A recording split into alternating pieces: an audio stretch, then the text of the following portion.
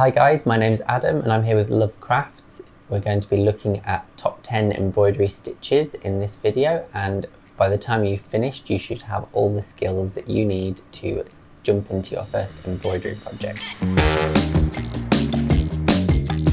Okay, so now we're going to be doing a satin stitch. I have my stranded cotton and I have 3 strands on here. Again, you could do 6 if you wanted a much thicker satin stitch, but for this purpose we're going to go with 3. So I have a nice knot. I'm going to take my air erasable pen, and for this stitch I'm going to draw a little square, and the reason we're doing this is when you're working in a satin stitch, it's very useful for filling in large areas in thread.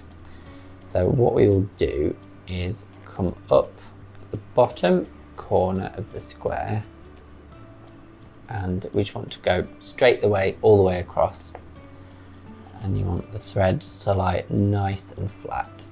And to optimize on your thread, because you want as much on the surface and not at the back, you want to leave a little gap between the first stitch and the second, and then go straight across to the other side.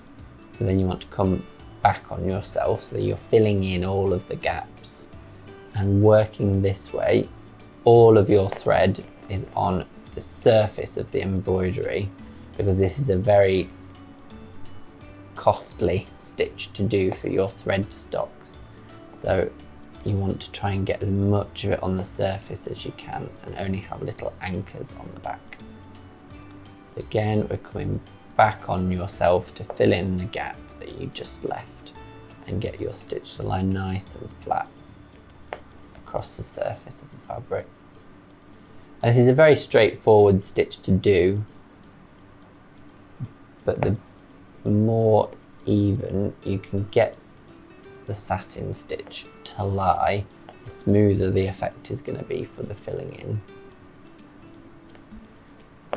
Like I said, it's a very useful stitch if you have a large surface area that you want to fill in with thread. And it's quite a fast method for filling in a large area as well. Okay, so there we have a satin stitch. It will lie nice and flat and smooth, and it's a great way to fill in large surfaces of the fabric if you have a big surface area to fill in. And it's a very effective way to get a nice injection of colour.